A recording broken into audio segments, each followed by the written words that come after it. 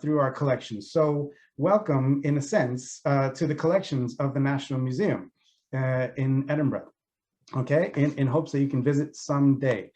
The project that I'm working on at the moment is called Creating a Nation, People and Objects in Scotland from the 9th to the 12th centuries, or 800 to 1200. This is the latest phase in the Glenmorangie Research Project, partnership that's been going on with the National Museum and the Glenmorangie Whiskey Company. They've sponsored research into medieval Scotland for now more than 12 years. And the partnership is going strong still in 2021. I'm reaching the end of this project, and one thing that I've realized in writing up the artifacts of early Christian practice is that a lot of it is found well outside of a church, and a lot of it has been found in things like Viking graves and other contexts where it hasn't really been recognized or at least appreciated for what it is. Okay, the other issue is that in the museum itself, even if you're in the museum, our museum isn't sort of chronological, so there isn't a single early medieval section. Instead, the early medieval artifacts are scattered throughout several floors because of the themes and the stories that the museum is trying to tell. And so for early Christianity, I've given you this sort of confusing ground floor plan. A lot of it is scattered downstairs in Early People, the archaeology gallery, and then some of it is upstairs in Kingdom of the Scots, some of our greatest hits, like the Monimus Reliquary, and then some of it is in a little side gallery called the Medieval Church. And so even within the building, it can be a little difficult, I suppose, to get a coherent picture. So for those two reasons, I'm trying to bring this together into something a little bit more coherent, kind of a guided tour of the museum's collection of early Christianity. And if you're going to start anywhere, in Scotland, it has to be with Traprain Law. This is a very famous hoard of late Roman silver, a lot of it hacked up, and some of it still recognizably of that late Roman, really high status elite context. All of it silver, of course. And in some of these objects, which have come from probably northern England, probably the militarized zone in between Hadrian and what used to be Antonine Wall, or maybe further south of Hadrian's Wall. This elite silver is coming in, some of it with symbolism of those earliest days of Christianity in Britain, these Cairo monographs, that cryptic symbol of the fish, which is one of these sort of coded symbols of early Christianity, inscribed on these three spoons here, and much else in the hoard besides. That's really where the story of Christianity begins in our collections, and they date, this hoard dates to the early 5th century. And the 5th century is the first evidence that we have of early Christianity in Scotland anywhere. There are carved stones with Latin inscriptions that have been dated paleographically to the 5th century, like these objects here. So that's where the story begins. That's where we get the first glimpses of Christianity. But I found in my research of the collections in the 9th to the 12th centuries that actually the vast majority of the evidence that we have remaining in terms of material culture belongs to later centuries for various reasons, probably largely to do with the Vikings, although we don't want to blame the Vikings for everything. The material culture of those earliest years of the church become scattered, become very difficult to see. And the vast majority of our evidence is actually a little bit later. And this has had a knock-on effect of my understanding of the collections as well. So we have these early looking inscribed stones, very simple incised crosses on stone, which may be as early as the 6th, the 7th century, probably more likely. But some of these very simple designs are timeless in that way that they can actually recur and be reused many times over the years. So the simplicity of these stones doesn't really necessarily always means an early date, as we've seen from recent publications like the corpus of early inscribed stones from Wales, we've seen that these very simple looking crosses can be quite late indeed, 9th, 10th, 11th century. Okay, so I want to move away from the carved stones, even though that's a big part of our collection, and really focus on the portable objects, or at least more portable than these carved stones. And that's really where I'm going to focus today. Having said that, I will start with a few big, heavy stones, okay? Let's start with a glimpse of what the inside of the church would have looked like. And we do have a little bit of evidence for some of that architecture. Okay, most famously, right at the entrance to our Kingdom of the Scots medieval gallery, we have set over the archway there, appropriately enough, is the four-TV'd arch. This was carved in the early 9th century, and you can see that it's been mutilated just at the apex of that arch there. You can almost make it out. It looks like there has been a cross, maybe an altar cross, or something similar that has been damaged, and you see that the rest of the arch isn't damaged in the same way. That looks very much like an example of iconoclasm. It looks like during the Reformation and its aftermath, a lot of these stone monuments were sort of attacked for possibly representing sort of older Catholic ideas or iconography. And this is one of the items that suffered. Thankfully, the arch itself survived. It gives us a sense of the Pictish church at this time, in no way a backwater, but actually very much sort of having these imperial, almost Carolingian ambitions in the sort of size of the arch, which maybe was the archway over the chancel to the church, the very classicizing garb that these figures are wearing. You know, it gives you a sense of where the Pictish church was at the beginning of the 9th century or at the beginning of the Viking Age. We have a couple of items of decorative stonework from an inside of an interior church, possibly fittings. So on the right here, this corbel that we have from Port Mahomet may have been interior or exterior, but it's been argued to be an interior corbel. You can just see maybe someone's hairstyle here, a little bit of their ear, and a little bit of their eye. Okay, that's all that's left of what would have been a very a decorative sort of corbel at the springing of an arch, maybe, or at the jambs of a doorway, perhaps again leading into the chancel. And more dubiously, I'm not sure that this is even early medieval, but I'm flagging it up to see if any experts in the audience might have any feedback.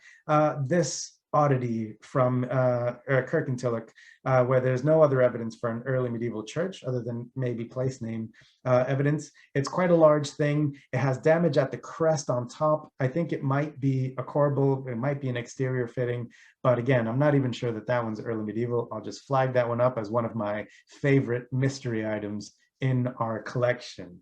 Okay, we are growing the amount of interior architectural fittings that we have for the church. The four-TV'd arch I've already mentioned, a possible lintel for a church, maybe an 11th century style from Great Cumbrae, and this string course or lintel, or wall decoration of some sort anyway, from Meagle, broken off on one side, but you can see it would have had very well executed high relief, quite a striking thing wherever it was. And the crispness of the carving tells us that it was probably an interior fitting as well.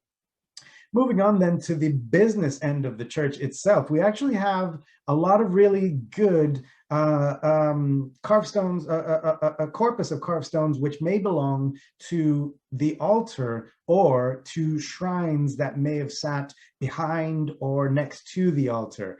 And probably the best preserved example anywhere in Scotland and beyond from this date is this frontal slab from the island of Flata in Orkney. Okay, so Flata doesn't actually have any other archaeology on it. There is a church where this stone was found, and other stones that might relate to this altar have been found there as well. But there's nothing else really surviving, so we don't know the context of it. But the shape, the dimensions of it, the central cross there, all of that really has been interpreted for a long time as the front-facing slab of a table-shaped altar. Okay, and that tripartite design with the cross in the middle and two panels at the side is something that we've seen in other places where the altars survive a little bit better. I'll also draw your attention to the lower bits. The lower register of the cross there has been left rough, uncarved, and it looks like this slab was meant to sit earth fast into the ground. And then it has slots on the back, which show that it would have been supported by side slabs. Okay, this looks like a table or a box altar. There are other altar frontals in stone, and what these look like on the Isle of Man, this is just 3 of them proposed for the Isle of Man, are what is kind of the central element of that Flauta altar, that little square panel with a cross, or in the central case here from the Cafe Man, a crucifixion scene. These have been argued to be other altar frontals, and there's inscriptions and graffiti on some which show that they were sort of subject to pilgrim activity, pilgrim visitation for a long period of time. Okay, this is how the Flauta altar has been reconstructed. And again, the back panel of this may have been found recently, it's been argued. There's another flat slab of the same dimensions with grooves that seems to be the back of this. The side slabs haven't been found, and that mensal, the top slab, is a reconstruction, a proposed reconstruction. As far as we can tell by the date of this is maybe 8th, more likely 9th century, okay? So this is probably the earliest altar that we have surviving in Scotland, and it's one of the best preserved anywhere. In my travels of other picture sculpture and other sculpture in our collection, others have identified these square-ish panels, some with grooves on the back, which seem to belong to similar box-shaped fittings and tables. Again, like the Isle of Man ones, these look like the central element of a table altar. One that hasn't been identified yet is this one from Hoddom, where it was found in the plough soil near the church. And it's been interpreted as a recumbent grave marker. But if you stretch that out to a Latin cross, an elongated grave slab, as is proposed by the publication, it would be a very large, quite flat, fragile bit of stone. And there is actually no stone of that size and shape anywhere in the southwest of Scotland. I think this is much more likely to be a square-ish slab, but it doesn't have any of those grooves on the back. Not all of these altar panels do, but I'm proposing that that one might be. If I draw your attention to the central one from Rosemarkie, though, there's something funny going on. It looks like it should be the end of one of these box-shaped tables or box-shaped shrines, perhaps. But if you look at the reverse in the inset, the image there below, it has a groove only on one side. It doesn't have that responding groove on the other side, which you would expect. So this is maybe an asymmetrical position in a monument, and it might not be that simple box-shaped feature that we expect, okay? There might be something else going on with the panels there at Rosemarkie, and there's a lot of other sculpture that is on display in the Groam House Museum. Once this is all over, I heartily invite you to go visit. We do have other screens and panels of this kind of format and this kind of time period in our collection in the National Museum. 2 of them here. One from Dull, which is very heavily damaged. Maybe the bottom is almost just off screen there, but the sides, we don't know how much further to either side this panel extended. The one from Mirthly is a lot wobblier, but again, it has that rough, uncarved ledge down below where it seems that this panel would have been set into the ground. This one, these panels don't have those grooves on the back, so we don't know that they were necessarily set into box-shaped tables as they've always been assumed to be. The general interpretation since early Christian monuments of Scotland, since Charles Thomas 1971, is that these are shrine tombs. These are sort of box-shaped shrines that stood above ground, maybe at the altar, maybe behind the altar, or up against one wall of the church. And that's where the remains of a venerated person, a saint, would have been exhumed and translated. And maybe these were used as altars. But you'll notice that the iconography on these isn't terribly sort of Christian. There's no Christian cross on these. And there's other things going on here with these panels. And it's not necessarily straightforward to me that that's necessarily what they are. We have very few good examples of excavations in Scotland that have revealed where the altar actually sat. But it's interesting that the altar where it has been revealed isn't always at the very east end of the church, the way that it would end up by the 11th and the 12th centuries. The altars which survive above ground tend to be these later medieval altars, but where we have good excavation evidence, they tend to be more towards the center of the church. And here at Whithorn, you can see the position of what they've thought, they've considered to be the altar, with what look like timber posts making a sort of screen, okay? And in one case, the screen is next to the altar, and in one of these altars, altar 2, the screen is just behind the altar. So the altar is actually in the nave, more or less. It's in the part of the church that would have had people in it, and then there's another eastern space left over for the choir. There's a complex arrangement that you can see defined by timber posts there, what look like screens and internal barriers. These have been posited in Anglo-Saxon England in a couple of places, but there's very few of these panels that look very convincingly like screens or barriers in England or in Wales. Very few. I don't think there's any convincing ones from Ireland. This seems to be something that is really kicking off in northeast Scotland, in particular in Pictish areas, and in particular in Shetland, where there's a number of examples.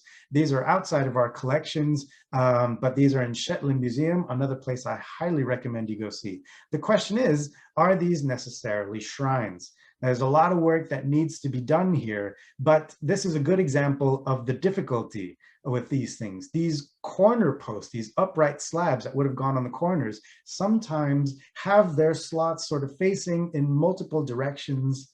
And it's been argued that maybe this is a very complicated double shrine, so there would be 2 of these panels, 2 of these boxes, but I don't know of any other sort of altar shrine that takes this shape anywhere in Britain or Ireland.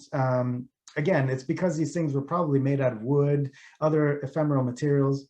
The other problem with these corner posts, though, is that when you look at the arrangement of the slots, and this is how it was found, it's clearly been in a state of reuse since it was found in the churchyard, okay? But trying to put these corner posts together with the slab, you notice that some will inevitably be higher than others, and they don't always match up in the way that they should. They're not symmetrical, and there's a complicated arrangement of these things, I think. And the more you look at them, I think the more you find these asymmetries that mean that they're being used to build something a little bit more complicated, maybe than just a box. I'll point your attention to another one recently written up by Martin Carver, Cecily Spall, in the Port Mahomet excavations in Tarbet. Okay, this is another one of these panels. You can see that the very top of it has this fluted design. Okay, it's this really nicely carved border up at the very top, which means that nothing is resting on top of it. The top of it is not meant to be load bearing. Okay, so it's being slotted into maybe some corner posts, and it's got that rough bottom, which means it's being set into the ground. And I want to draw together as well that notion I mentioned before about the iconography of these things. They're usually hunt scenes, pastoral scenes like this one where a cow is licking her calf. There's bears, there's fantastical creatures on some of these, but these kinds of scenes are the kinds of scenes that you find on the reverse of Pictish cross slabs. And Isabel Henderson, among others, Victoria Thompson most recently, has drawn together the iconography of these things. And there is a very easy sort of Christian, almost apocalyptic in some ways, reading of some of this imagery, you know, the hunt scene as an allegory for salvation, but also beasts devouring each other, beasts fighting each other as an image of hell, and the need for salvation in the church. These are the kinds of iconographies that would actually fit in a church, even if they don't have crosses and crucifixions on them. I don't necessarily know that this kind of very odd iconography would necessarily fit in with an altar or a shrine, but there's a lot more work that needs to be done there. I just want to flag up one more of these, which is a very odd corner posts. Okay, this one is a cross slab on one side, but then on the back where the symbols are, A slot has been taken out of it. And on the adjoining side that I've pointed to with that little red arrow, another slot, saying that there is a panel going into that side with the symbols, and then another panel reaching off perpendicularly to it. And I'll have you notice again that the slots are different sizes. Okay, so whatever this is for, it is something asymmetrical, and it's not necessarily as simple as a box, because there's symbols on either side of that slot where the panel would have gone in. I think you're meant to see these things more in the round, but again, this needs a lot of work. It's just not as simple as all that.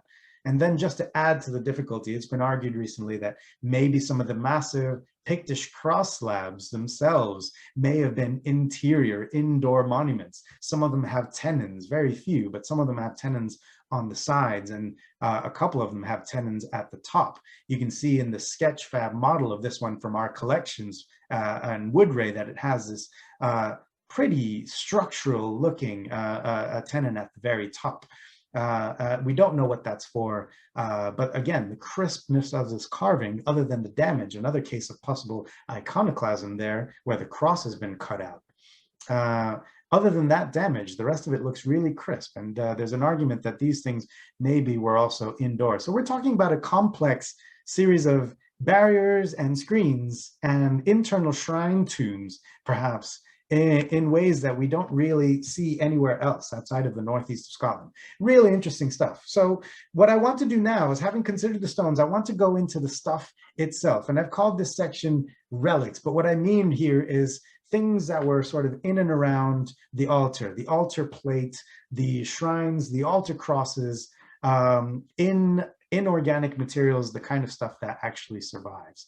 And invariably what we have is fragmentary, except for a couple of really outstanding outliers. The Monymusk reliquary looks big and hefty here. It's a tiny, tiny little thing, okay? But intricately carved, intricately designed down to microscopic detail almost, okay? This replica that I've shown you here was made in the 19th century. And it's a really fine replica because it actually brings out the really fine incised dotted decoration of these silver panels that you can barely see them until you sort of angle it just the right way. Okay, so this replica actually brings out the contrast in colors when this was new. Okay, these things are assumed to have held corporeal relics or some kind of relics of the saints. They're the traveling reliquary rather than the one that would have held the relics for the church or for the altar. This is the sort of road gear, if you like, for going out and about, promulgating laws and these things. And you can tell that it was meant to be portable by definition, because a lot of these 8th century objects have these carrying straps on the sides that you can see, those little handles on the side. Okay, these are really intricate little devices, but actually we don't know exactly what they were used for. Very few of them actually have relics still inside of them. It's been argued that this incredible survival from the island of Inchmarnock, a site that was excavated, certainly goes back to the 7th century, seems to have a monastic school, and this seems to be an early doodle, probably by a child. It's been interpreted by, on the basis of the central figure's attire and that Viking-looking ship, that this is a real-time depiction or memory of a Viking raid. And that small figure that you see there on the left seems to have a great big bushy beard, you know, and maybe a chain or a cord leading to something which is over his wrists. So this is either a very sort of complicated kind of shackle for a prisoner or for a slave, or possibly this is how these portable reliquaries were meant to be carried, and that's the depiction of one of them being looted by a Viking. It's possible. It's an incredibly rare survival. These things number in the I think there's about 12 all over Europe. These things are very rare to survive. Croziers, these staffs, also became relics. Some of them reputed to be the staff of the saint themselves, that are enshrined later on. So a really good one that survived in our collections is St. Fillan's Crozier from Perthshire, okay? These which do survive, the reliquaries which do survive, are almost invariably in Scotland the ones that were kept in private hands, not in the main churches of their day, not in the major monasteries, but in the sort of smaller rural churches where local local heritors actually kept these as part of their role in the community. Okay, so what you have here in St. Fillan's Crozier is actually two shrines. The one on the left is the 11th century metalwork shrine, and then on the right you have the re-enshrinement of this. So when the larger one was found, the smaller one is actually inside of it, and those panels of filigree decoration were popped off of the original one and repurposed for use later on. It shows you that these early medieval relics, if that's what they are, if they're earlier than the 11th century, they are continuing to be used, continuing to be venerated over the years, and it's very rare that we actually have them surviving. There's many more of these from Ireland. I know there's some people in the audience who know a lot more about these than I do, but certainly we have records of many of these being used in the Middle Ages in Scotland, but that no longer survive. This is just to give you a sense of the sort of ornate decoration that these shrines, these reliquaries for croziers could have had. And we do have in our collections fragments of other croziers, just the head, just the knop, these kinds of bits. Two in particular, one of them found incredibly by metal detecting around Aberlady, along with other early medieval metalwork. Okay, so there's a craft working context here that hasn't been excavated yet. And there at Hotham, reputedly found in the churchyard itself, not one, but two, one 11th century, one maybe 11th, 12th century, one in the British Museum and one with us. Okay, so there's many more of these that have just been lost to time. The ones that we do have are incredibly lucky, rare survivals. Some of the other associated relics of the interior of the church are these bells. And again, here's an example of one on your right there, a little, quite small iron handbell. It would have been, some of these may have had clappers, some of them may have been rung with, by hammering the outside. Okay, and these are continually in use, such that some of them are put in shrines where they are not meant to be taken out anymore. They are silenced, if you like, but they are encased in these reliquaries. And here's a famous one. We have a couple of these surviving for various reasons in our collection. But handbells is the one reliquary type that we actually have the most of in Scotland. There are many more surviving from early medieval Ireland as well. This is a map from a long time ago. Cormac Burke has just come out with his Big Book of Bells, which I haven't seen yet, so this is already obsolete. Please do check out the Early Medieval Handbells by Cormac Burke, 2020. This is a recreation that we did for the Glenmorangie Research Project, phase 2, Creative Spirit, where we did a lot of recreations of handbells in iron, in bronze, in different orientations, different configurations and manufacturing techniques. And this just gives you a sense of how striking these things would have looked, especially these bronze encased ones when they were new. This is the one that the type that we have the most of in our collection as well. But not all of these are necessarily bells, and to be honest, a lot of them come to us in some very strange circumstances, in peat bogs and these kinds of things. And a number of the Irish ones have also been found deposited in watery places. So it doesn't mean that there are not venerated objects. Some of them are quite small and have been found in sort of drove roads. The one in the center here at Minchmoor, there's no church, there's no sort of wetland really where this is from, but it is a very prominent cattle drove road. It is possible that some of these are cowbells or for livestock, but the bronze encased ones seem to be the ones that are most likely to have been in the interior of a church.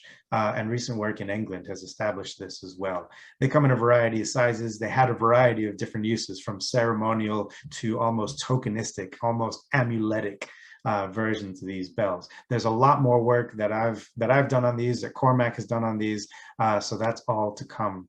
And some of these, again, were re-enshrined in these fabulous sort of 11th and 12th century reliquaries, some of very few of which still survive. This one from Inchaffrey, again, sort of a rural Perthshire central Highland kind of context. We only have the handle of the bell shrine.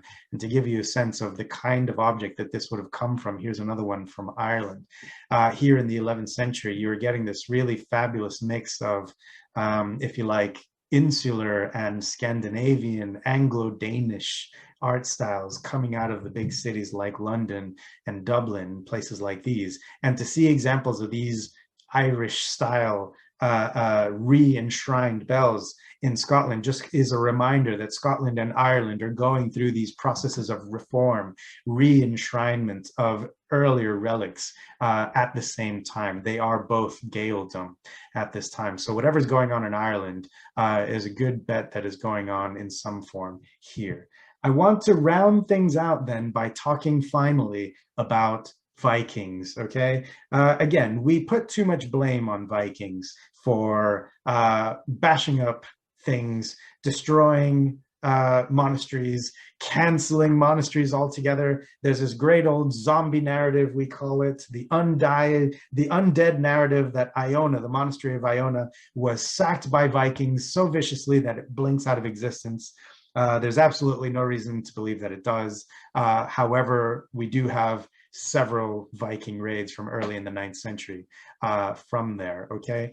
Some of these things are ripped up. You know, we have this mount on the left, which comes from a Viking grave, a wealthy female who seems to have died in childbirth. A very emotive situation, a very emotive funeral. One must imagine a young woman and her a child, an infant that may have died in childbirth. So a very emotional sort of circumstance, and that's probably why this burial has a really rich assemblage of grave goods. Okay, in a sort of context where there's lots of Viking burials in this particular cemetery, this one stands out above the rest.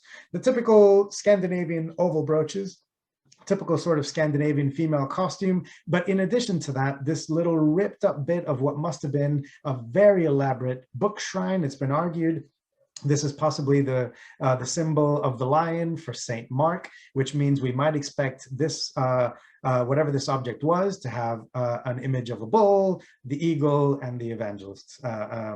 And so this has come off of a very elaborate, and by the shape of the sort of mane of this lion, the way that his sort of tongue is protruding through the teeth, it looks like this is probably a Pictish, specifically Pictish shrine that it's come out of. At least it's been argued to be possible. The Westness brooch here on your right hasn't been bashed up. It is an heirloom. By the time it is buried, it is maybe 100 years old, but it has been kept in really good condition. It's still fully functioning brooch pin. In fact, the nicest, the sort of most elaborate surviving brooch pin of its kind, with red glass, amber, gold filigree done, again, to that minute, almost microscopic detail. This was not broken up and bashed up. This was kept and worn probably as a badge of high status of this woman. We always see these things as trophies. And invariably, some of these ripped up items were trophies of adventures abroad. But when we see a complete object like this, a complete reliquary shrine in a Viking burial, a complete brooch, we see that there is a different power level operating here. And recent research on these insular objects has shown that some of them were kept in a really good state of preservation. In the Galloway Hoard, which is coming on display in this year, which we'll find out a lot more about soon, so stay tuned, a lot of this material has not been ripped up, has not been hacked up, quite the opposite. It's been treated very carefully. Okay, so this pectoral cross has suffered damage, a central inset has been popped off, but other than that, it's been treated very carefully, the chain carefully wound around it, and then deposited as part of this hoard. And that altar vessel, if that's what it is, on the left there, wrapped in no less than 3 layers of fabric. Okay, these things are venerated probably as they were when they were taken from the interior of a church, treated and transported as the relics and sacred matter that they are. Okay, and we know a lot about the Galloway horde, and one thing that we know about it is that it's probably not a Viking horde. It's probably a horde carried by people who were in that Viking age, but not necessarily themselves Scandinavian invaders. Okay, but much more about the Galloway horde coming soon. We have examples of these house-shaped reliquaries surviving in Scandinavia, again, in a more or less complete fashion in some cases, like this one, which is signed at the bottom, property of Ranvik, who's the female owner of this thing, more than likely. This one also on the right here argued to be potentially Pictish, but insular is probably the best thing to say about it: Northumbrian, Pictish, or Irish. Okay, and the objects on the left that you see there are the carrying straps for just such a house-shaped reliquary shrine. But these on the left have had their backings pulled out carefully and been refashioned into Scandinavian-style shoulder brooches. So again, even when these things are being looted, let's say, or repurposed, they are not being hacked up as if they are not recognized for the value that they have in them. It's been argued that a lot of these things retained their sacred potential, if you like, their sacred power in a way, even in a polytheistic context, and were seen as powerful objects in their own right, okay? And repurposing them isn't necessarily a sign of disrespect. In some cases, it's the appropriation of that power into an object of dress, and possibly some of that secular power that would have come with the access to these high status reliquaries as well. Just to fly through some other examples from Viking graves, this is another great female assemblage. So many of these early Christian objects do come from female graves rather than male graves, which is an interesting one. This one has a lot of materials: a necklace, linen smoother, tools of the trade, dress items, okay? Maybe shield mounts, maybe casket mounts that you're seeing there on the left. And then right across the middle, this ladle. We have quite a few of these ladles surviving from Ireland.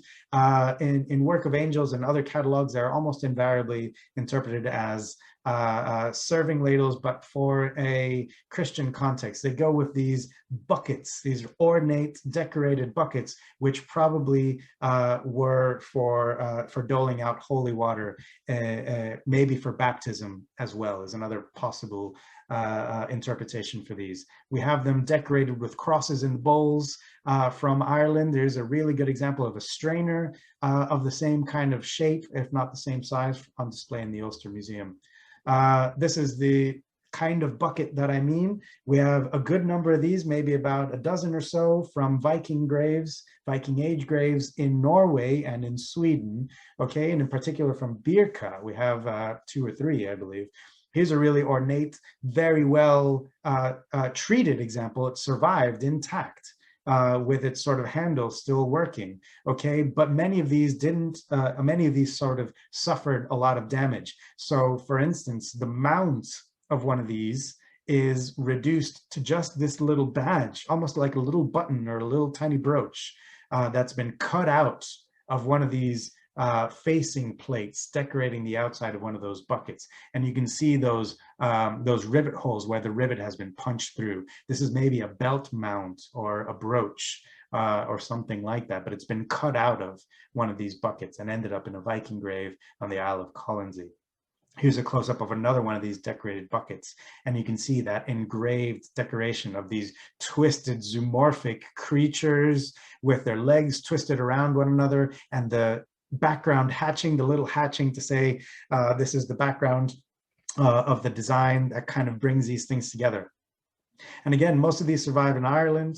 The case has been made iconographically in terms of their design that some of these may have been made in Pictland and in Northumbria as well. Again, insular is the best thing to call these rather than just Irish, as they usually are. And here's a really good one. Out of scale here on the right, you have this little ring that's been cut out of something and heavily damaged in a burial from Kildonan. Not on display are all the fragments of sheet bronze that have come with it. Okay, these have rivet holes punched through them, just like the object that I showed you from Collinsay just before. But that exact kind of escutcheon, the sort of the object that holds the handle together, is a very distinctive thing. It only shows up on a couple of book shrines, a couple of bucket mounts, and here's one of them from Birka. Here's a little close-up of that one. You can see the bird heads really stylized by the time we get to the one in Kildonan, but bird heads facing interior towards the interior. And this is a motif that we get on the terminals of Pictish brooches. There's a really good shot at this being an actual Pictish specifically bucket within that insular design. Okay, so it's no surprise that we find one there in the Hebrides. Sometimes these things didn't travel very far at all. Two objects I want to focus on now. I'm showing you three, but I only have time for two. Munker Green here looks like it's come off of a very ornate shrine indeed. It looks like a hefty piece of gilt bronze, okay, with a really neat classicizing egg and dart design, like curtains held on rails. You know, that egg and dart border is something that shows up on Carolingian art, and Egon Vommers has written a lot about this. And you see that egg and dart in real stylized fashion showing up on a lot of insular shrines and metalwork like brooches of this time. What you're looking at there is a really exaggerated kind of egg and darts kind of motif around some of these objects. And then you have these things. Let me just drill down on these two objects. These are some of my favorite things. And in our museum display, they are kind of lost, I must say. They're in a cabinet with other Viking odds and ends. And it's been assumed that they've been ripped off of shrines by Vikings. But it's actually not quite clear where they come from. They come from very little provenance. This one is just known as the West of Scotland Mount. And it's one of two or three mounts that are only known from the west of Scotland. You can see by the drawing there that it has a curving profile. This has been mounted on something curving. It may have belonged to a sort of a standing cross as much as a book shrine or anything else, okay? It's hard to know, but that's a whacking great piece of amber that would have been there in the middle. And there's lots of good literature on the motif of the diamond or the lozenge, okay? The only evidence that this was reused are these two holes that I can draw your attention to here. One punched through the design there and one punched through the design there. I'm not 100% convinced that these necessarily have to be reused as a Viking brooch necessarily, but it's been treated well. It has not been hacked up. Okay, there's other parallels for the kind of mount. I'm not saying that these two are identical. For one thing, the one in the British Museum there on the right is flat-based, not concave as ours is. But you can see the sort of general, sort of shared lozenge-shaped motif, the ornate, the 3D-ness of these mounts, okay? This one, unfortunately, on the right doesn't have a provenance either. They're more or less the same size, though. They're both treasures of early Christianity.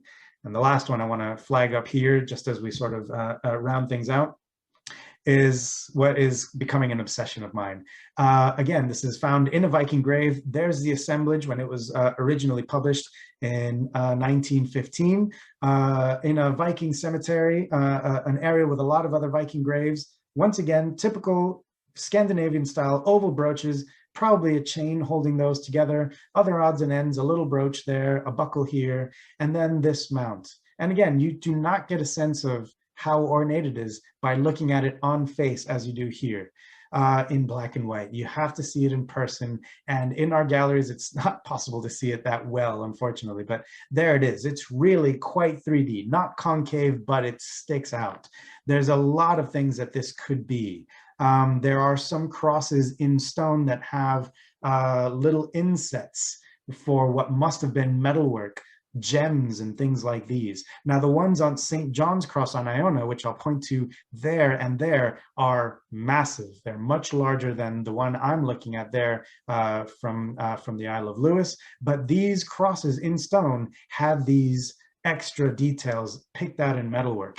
And then here's one of several from East Yorkshire that also have this mount, where it looks like some of them even have a little nick where the inset has been popped off with a sharp tool. Okay, so it's probably come off of one of these. Another option is that it's come off of a book shrine. Many of these circular, sometimes concave, sort of 3D kind of mounts that have been found in so many graves in Norway, Denmark, and Sweden have been interpreted as book plates. Very few of these book shrines survive, but they do have these very sticky outy bosses. It's possible that it's come off of one of those. One last possibility that I'd like to float here. On Iona, we have had lots of relics over the years that have been taken to various other churches, have been looted several times. One, however, I would like to think is an early medieval altar cross that has survived. These are two late medieval stones, 12th and 15th centuries, and they both, despite being centuries apart, depict what looks like an early medieval style round ringed cross, okay? Next to there, a chalice and a paten on your left, next to the altar plate. So they are the size, perhaps, of an altar. And there you see a depiction of what I think might be the same object. It looks like there was a venerated altar cross, possibly of an ancient design, an early medieval design, that was still kept on Iona. And it's these kinds of things. You can see that little roundel there at the middle. That's the kind of gem or stud that maybe one of these things has come from. The last object I spoke about was this mount from Valtos, right near Neep or Kneep on the Isle of Lewis. And again, it looks like a very substantial mount. It's missing, I didn't mention before, but it's missing a central gem of some sort, which again would be quite a substantial piece of amber, presumably is what it was, or maybe rock crystal. It would have been quite a large inset there. So this would have been a very striking thing, whatever it came off of, whether it's a casket, a book shrine, or a cross. Okay, I mentioned that it comes from a Viking burial. It may have been repurposed as a belt, or doesn't look like it was made into a brooch, certainly, but it's maybe been attached onto something else, maybe a satchel or again a casket.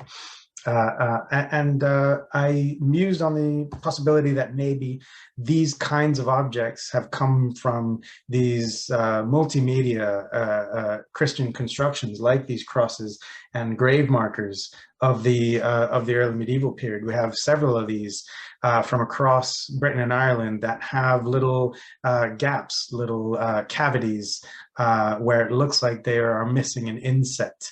Okay, and in some cases, like this crosshead from Lastingham, there's even little nicks on the edge where it looks like whatever was in there was popped off with a sharp object. Okay, I mentioned the cavities there from Iona's St. John's Cross, and I also noted that those two cavities are a lot bigger than the mount that we have, but something really striking would have gone in there.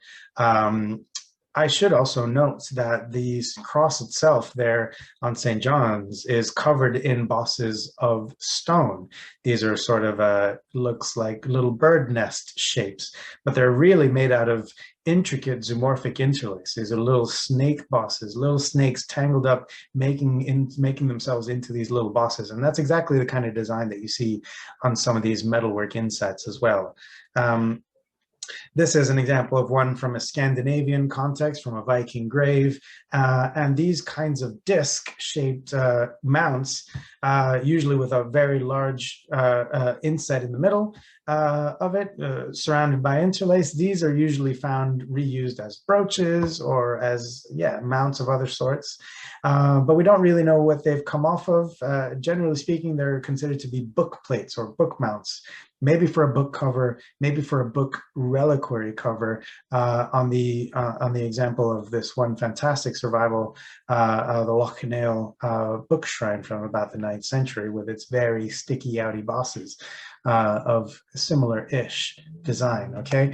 But I posited the possibility that maybe they've come off of altar crosses as well. We know a lot of the Pictish cross slabs and some of the Iona-style cross slabs are these major monuments with bosses of stone carved in relief, and it's been interpreted by the Hendersons and many others that these are stone skeuomorphs of a jeweled altar cross of a kind that doesn't survive from Scotland or or almost, it doesn't survive from Ireland either. There's a couple of examples only. I've argued some floating the possibility here, take it or leave it, that there is a possible altar cross venerated on Iona in the shape of this object on the left, which is depicted next to a chalice and a paten that is depicted with the surrounding altar gear. It could potentially be an altar cross rather than just a stereotypical ringed cross. And the reason I think that is because, not just because of that depiction there, but a depiction a few hundred years later of what looks like a very similar looking object, very clearly placed on an altar with the bishop or the abbot there performing the mass ritual in front of it, okay, venerating it still. It might be that there is an ancient, sort of an early medieval reliquary of some sort in the shape of a ringed cross, maybe an altar cross or maybe a reliquary altar cross there on Iona. That's maybe one possibility for one of these mounts. In Ireland, we also have a different kind of mount that has been argued to be by Griffin Murray, who I'll follow anywhere. Is argued to be for the processional cross or altar cross of an 11th to 12th century type, which again only survives in a couple of instances in a form that is complete. Here's two examples from Ireland, and you have that very kind of repetitive iconography of the crucifixion. But very importantly, this example, these two examples there, you have a similar take where it's a crucified Christ, but without a cross, and with angels of that very stereotypical kind of a X-shaped wing format. And even the little figure there on the left, your spear bearer there, Longinus, he has his head tilted in the same way on these two Irish plaques. One of these, the very first, the only one of these to have been found outside of Ireland, has now recently been found by metal detecting in Scotland, in Crucible, which is, again, just across the water from Ireland itself, okay? So this is being written up by Griffin Murray and myself. That should come out hopefully this year.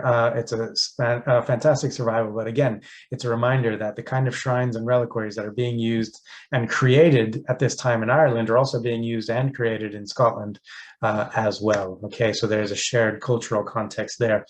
Another thing, speaking of lost altar crosses, there is one that has entered the literature as a processional cross, and this is one that we have displayed thusly in our museum. This is FC 179. It's actually a group of about 50 individual objects. When they were found, according to one of the accounts of the finder, these were all folded up into neat little parcels, okay? So whatever happened to this object, it was very carefully broken up into small folded parcels and then buried as a hoard. If we have the find spot correct, it seems to be in an upland watery location near the spring of a waterway that flows south into Dumfriesshire, okay? What's interesting about it is that it's made out of different kinds of copper alloy.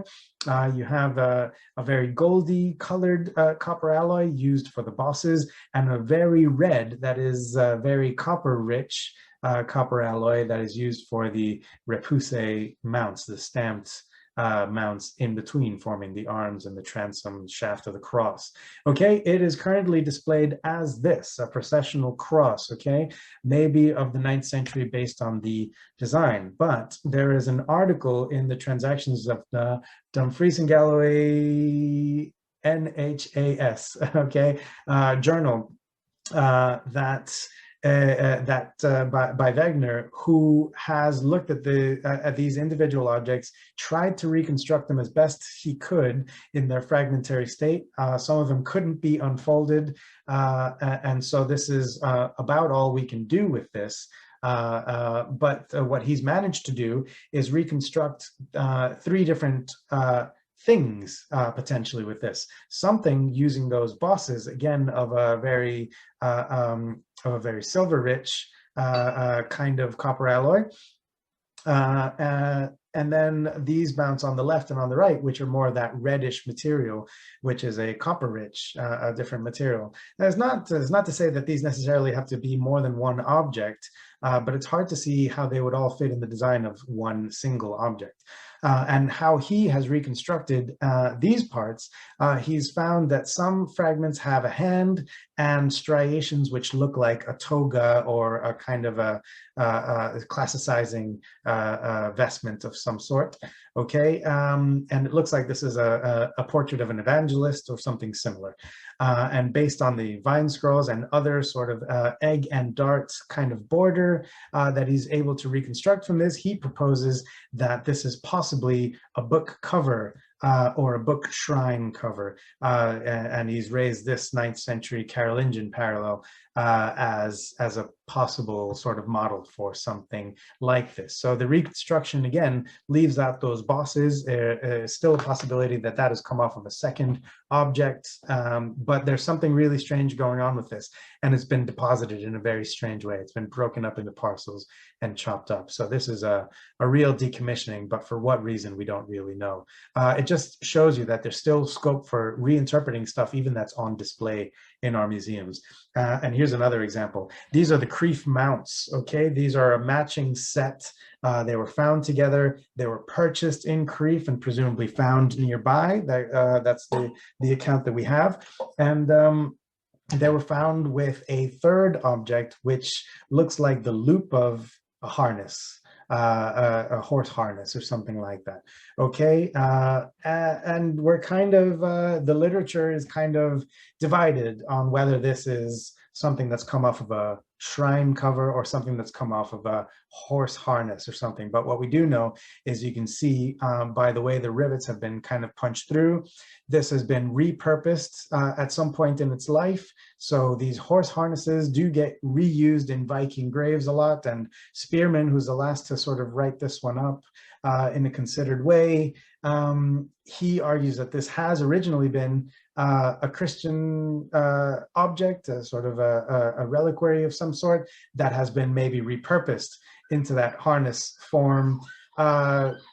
It's kind of, I'm kind of torn between the two, because there's clearly a lot of parallels for horse harnesses made in the same kind of shape and the same kind of chip carve method. This is kind of, we have dozens and dozens of examples, fragments of these repurposed in Viking graves, sometimes entire harness sets, like this one from Gaussel. I'll draw your attention to a couple of features here.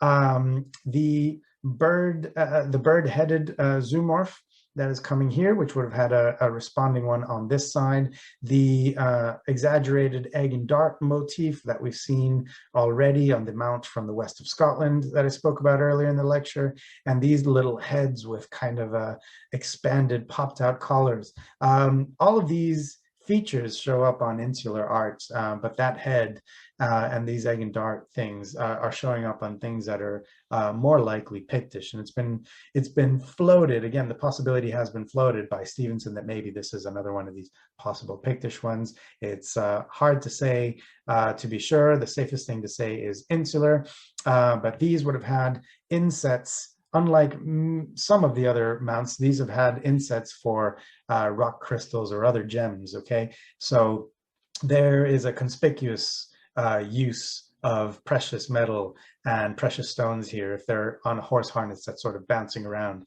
you're very liable to lose these things. These things are liable to pop off, and so these are very sort of conspicuous uses of precious materials. And in fact, the little gemstone set into the Crieff mount here is rock crystal, which would have been brought in from the Near East, potentially.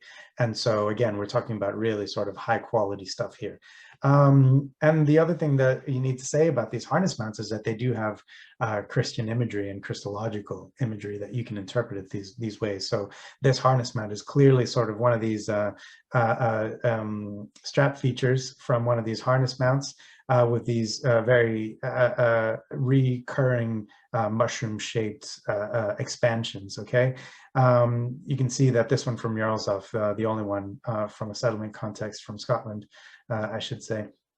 has this cruciform motif there, this Trinitarian possibly motif, and certainly these bird heads very similar to what's going on Crieff and Gauso. Okay, so they just have Christian imagery. It doesn't necessarily mean that they are Christian objects, but I'd leave it there as a possible bit of sacred matter. Okay, the other thing I wanted to get to here, just while I've got your attention, is the fact that we have several things that don't necessarily come from a specific shrine or a specific reliquary, but are still sacred objects, or at least seen as being in a similar category.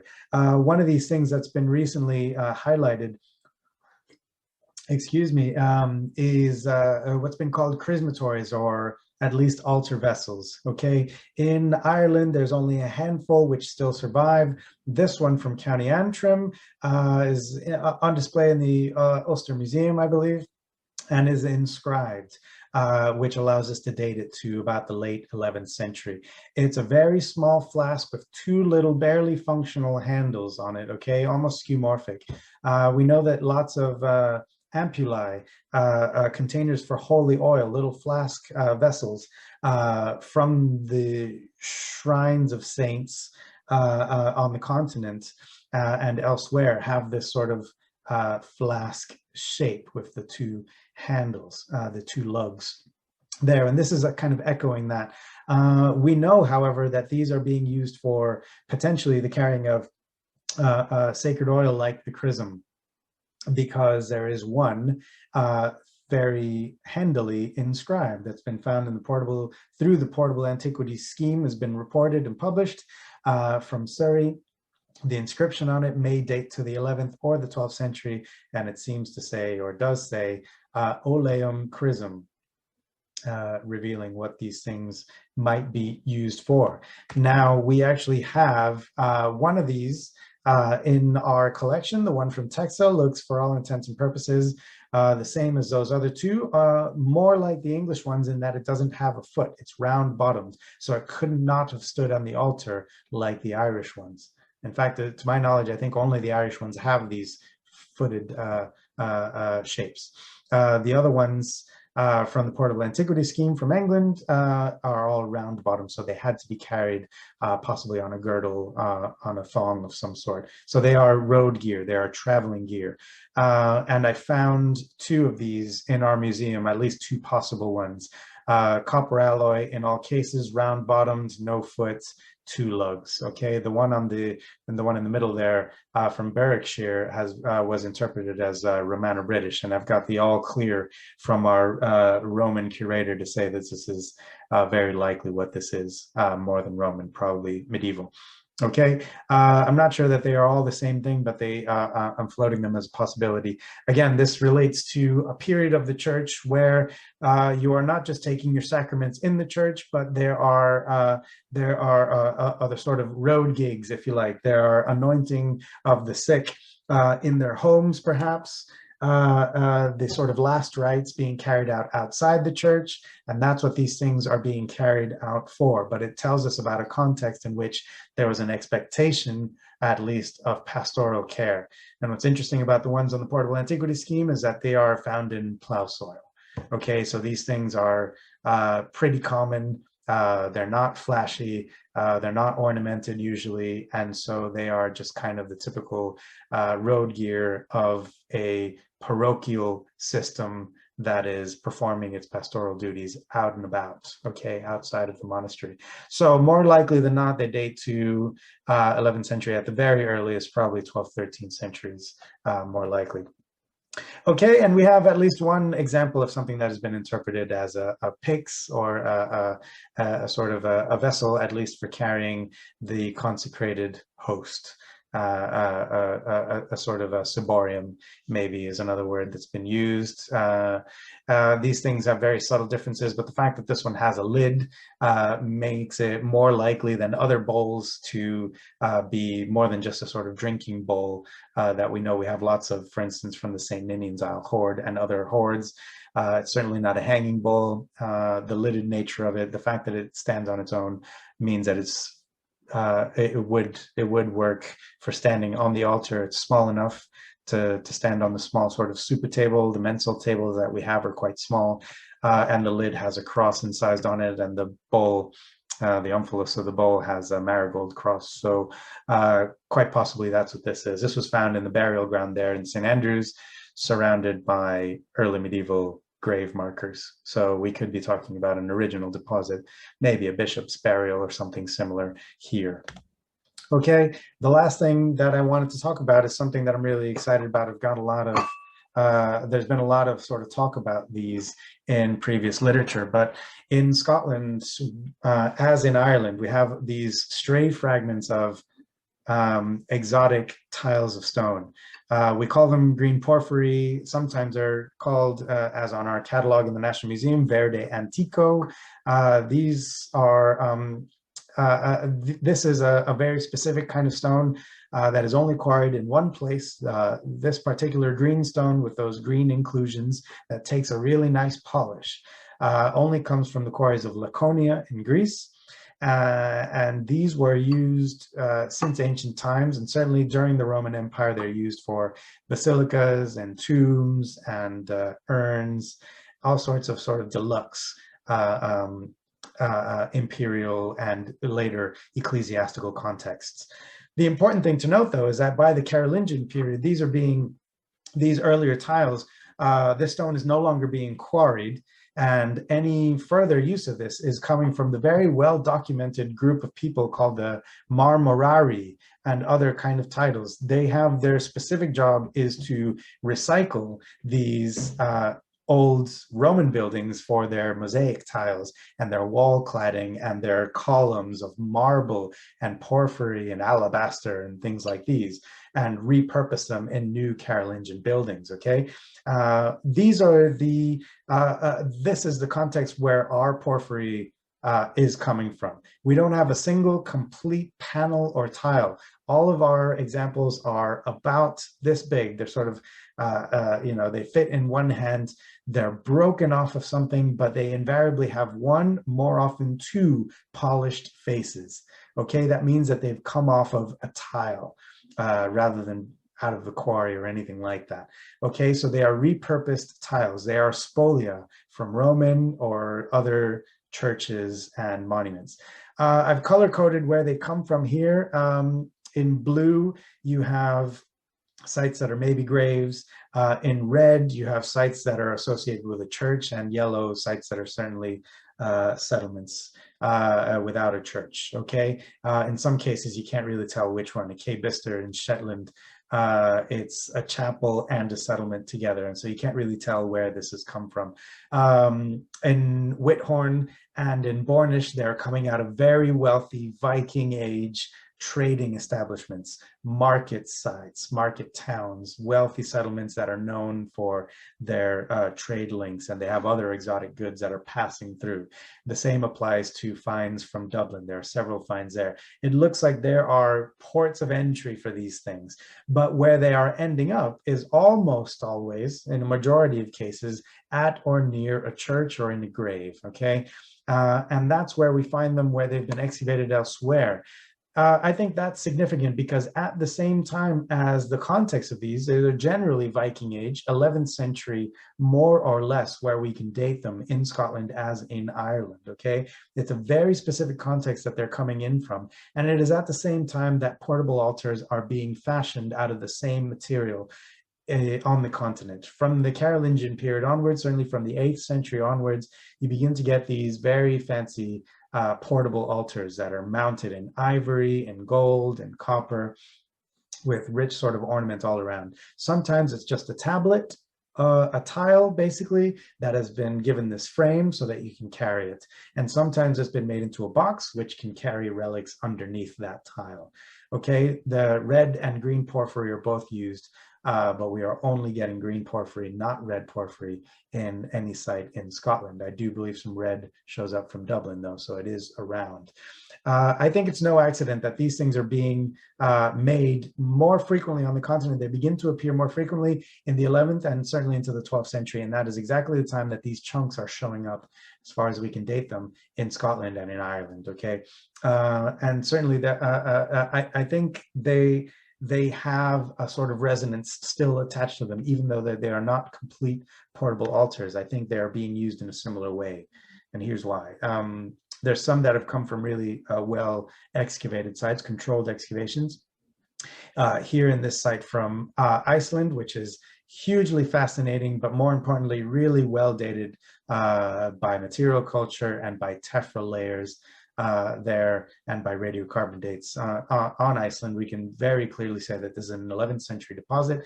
There's a timber-built church. You can see the posts of those original timber churches, and just inside or just outside that southeast corner, the east end of that church, this chunk of porphyry, green porphyry, has been found. Okay, almost sort of deposited either as a founding deposit or as an oath sworn, and then sort of laid into the church to seal the deal, you know. And that's exactly the kind of context that we find something like this on Papa Stranze. Now there, it was actually the little chunk of green porphyry tile was found in this little jutting out projection here. And this was a building that stood before this chapel of stone was built. So that building is underneath this. It's whatever was there before. It involved this little circular stone-built cell. And that's where the green porphyry was found. In fact, the green porphyry was found tucked in underneath the wall, almost like a foundation deposit, again, for that stone church. Another one that comes from the nave of the church is from St. Ninian's Isle itself, where there's lots of 10th and 11th century burial activity that we know from radiocarbon dates, okay? So I think these things are not accidentally showing up from these little private chapels. There are now contexts from Sigtuna in Sweden, where we are finding chunks of these porphyry tiles set into little tablets of wood. They're almost being used as little portable altars, and probably by private users, if you like, rather than the church itself. You know, the bishop or the abbot can get their portable altar if they need one. These are being used by lay folk. Some enterprising person is going to these workshops where the big portable altars are being made, and they're acquiring these offcuts and selling them on. But that doesn't mean, just because they are commodities being traded on down the line, doesn't mean that they don't retain some of that value. It looks like the matter of the stone itself is significant, that green porphyry is selected specifically for use in these contexts. It's possible that what you're looking at here is a repurposing of of sacred matter in a time of expanding Christianity, of expanding private endowment of churches. You know, these are little amulets maybe, rather than sort of curios or mementos or souvenirs from pilgrimages abroad. Okay,